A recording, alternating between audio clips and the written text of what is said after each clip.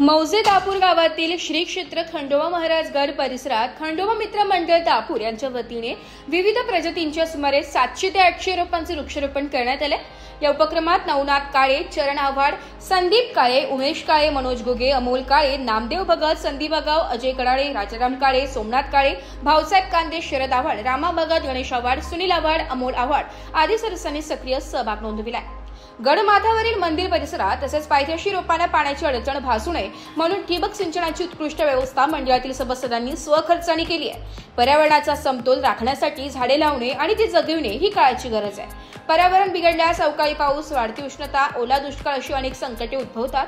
Corona महामारीच्या काळात ऑक्सिजनचे महत्त्व सर्वांनी अनुभवले असून ही जाणीव ठेवून खंडोबा मित्र मंडळाने सामाजिक दायित्व म्हणून वृक्षारोपणाचा उपक्रम राबविला आहे। या उपक्रमामुळे गड परिसर आणि हरित व पर्यावरण पूरक होण्यास हातभार लागणार असून मंडळाच्या या कार्याचे सर्वत्र कौतुक होत आहे। नाशिक लोकशाही न्यूज साठी संदीप आव्हाड, दापूर।